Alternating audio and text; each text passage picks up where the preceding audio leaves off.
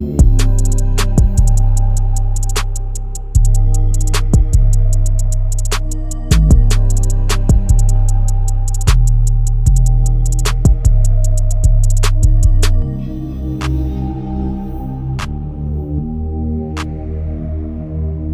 back to the Team to Beat Miami Heat podcast, your one-stop shop for daily Miami Heat content. My name is Amir. For today's episode, I want to talk about the news that broke yesterday. Kevin Durant got traded, not to the Miami Heat, obviously, but to the Houston Rockets. And I wish we had some light at the end of the tunnel, but we don't at the moment. And Kevin Durant, a generational scorer, one of maybe the top 20 players who have ever touched a basketball, has been traded to the Rockets, not the Miami Heat. And it's not that the Miami Heat just missed out on Kevin Durant for what, the third time now? It's how they missed out on Kevin Durant.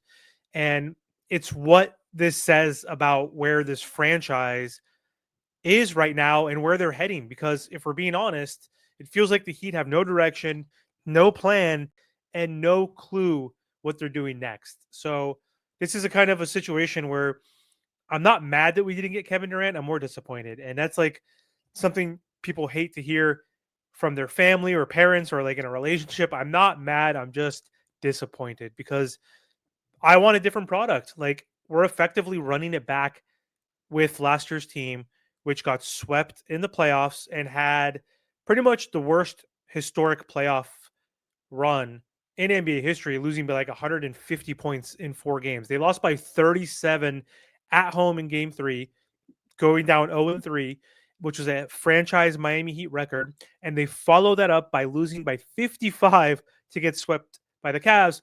And this front office team, which Pat Riley, Spo, Bam, everybody said we need to make changes. We need to go in a different direction. Haven't done anything yet, honestly. And we didn't make a splash. I understand Kevin Durant's 36, going to be 37 starts, but you're telling me you didn't want to take a flyer on adding Kevin Durant, who basically still an all NBA player, next to Bam Adebayo and Tyler Hero. We are effectively missing a 3-level scorer, a generational scorer, and that's what we could have been gifted. And this was our last chance to acquire Kevin Durant while he's in his twilight of his prime. Still one of the best players, even at age 37, which is pretty remarkable, I would say, but still very disappointing that the Miami Heat are not able to secure Kevin Durant. And now I don't know what we're going to do in the future, but we need to make moves still because that team last year sucked. And for the Houston Rockets, they got a good deal and they didn't have to give up the farm. And they have a ton of draft and they had a ton of assets to trade, and they didn't have to give up much or break up much of their core at all. So here's the deal that landed Kevin Durant in Houston. They got Jalen Green and Dylan Brooks. So two starting caliber players, two guys that are in their 20s. They also got back the number 10 pick in this year's draft, which was supposed to be the Suns draft, but they traded for Kevin Durant and the Rockets got that pick. They also got 5 second round picks, which is obviously a ton. So say what you want about the Rockets, but they're making bold moves. They saw an opportunity. They were the number 2 seed.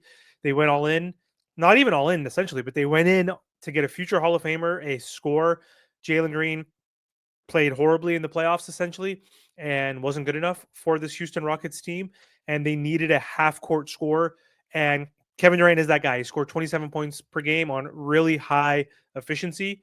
And they are going to be contenders, obviously, next season. They still kept Amen Thompson. They still kept Jabari Smith. They kept Tari Eason, Sengun. They still have everybody. Reed Shepard, Cam Whitmore. So really good trade, I think. And meanwhile, for Miami, they reportedly were not willing to give up Nico and Haywood Highsmith as part of a deal and multiple picks.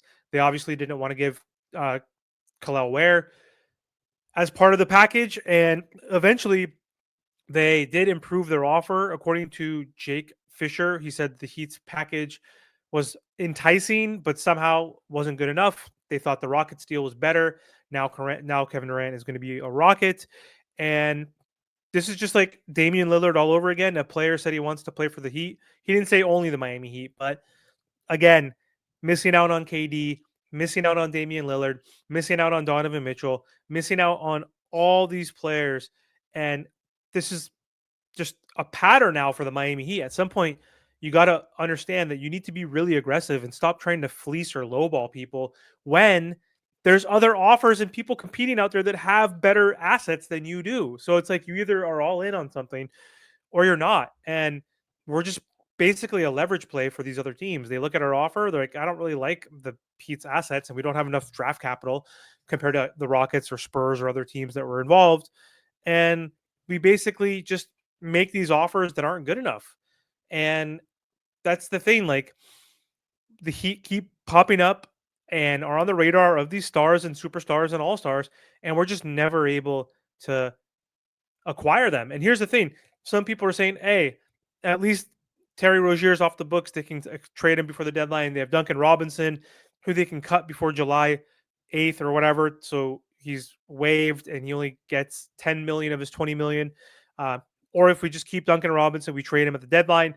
Either way, we have some expiring contracts. Andrew Wiggins has a player option. He doesn't seem like he's enthralled to be on this Miami Heat roster, so maybe he gets off the books. Then we also have players on rookie scale contracts, Pella Larson, Khalil Ware. So we only have Tyler Hero's extension, which will be pending in a big topic. Bam's extension will be going in his max.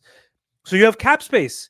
But think about this. It's not 2010 anymore, where that kind of masterclass maneuvering by Pat Riley in the front office doesn't happen anymore. They had the space. They did signing trades to get LeBron, to get Bosh. They re-signed Dwayne Wade. And that blueprint doesn't work anymore. No one gets signed through free agency, honestly, at this point. It's all through trades. And right now, the Miami Heat have Tyler Hero, who is, had a good year, but at times is inconsistent and always is inconsistent in the playoffs. Hasn't had a good playoff run. Bam Adebayo is great, but he's not elite.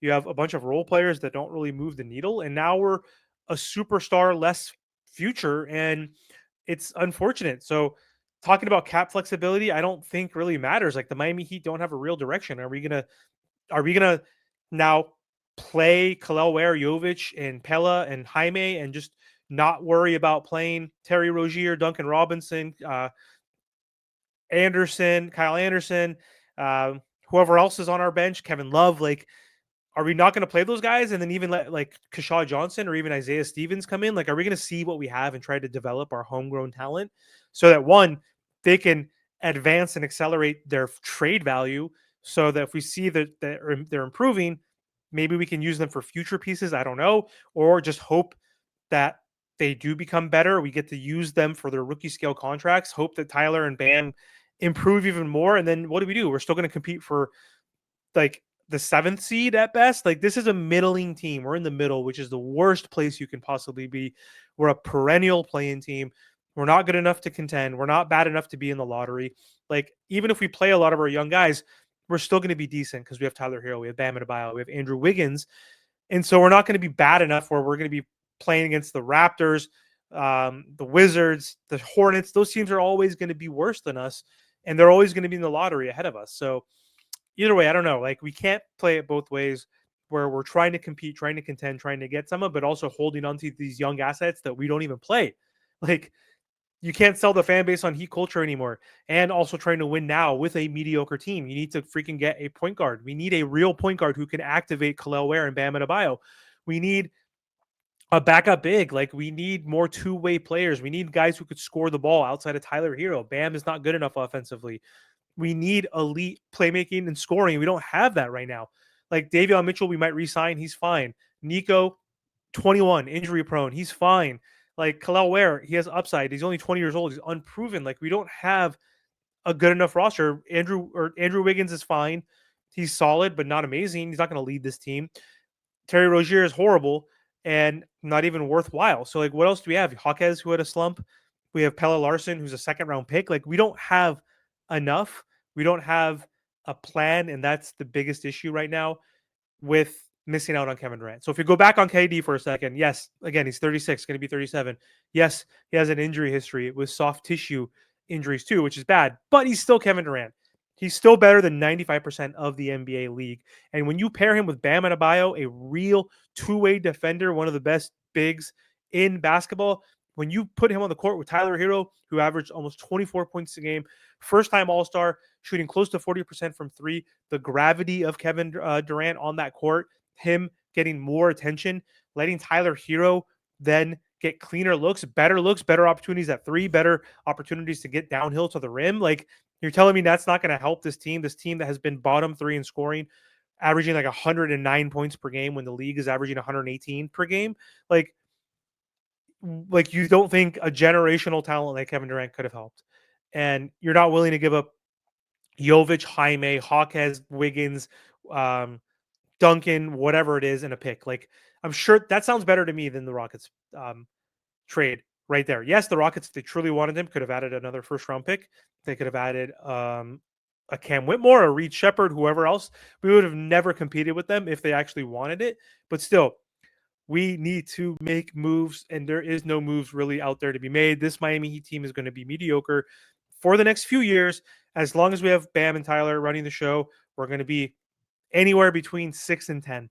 And that's our future until further notice. And at this point, do you want to stay in the middle, or do you want to trade Tyler Hero like the Grizzlies did?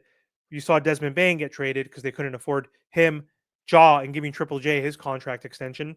We're not going to be able to afford basically anybody else if we max out Bam and Tyler, and $110 million is going to two of those guys. Then we are screwed because we don't have a roster again with good enough scoring and two-way opportunity or athletic guys.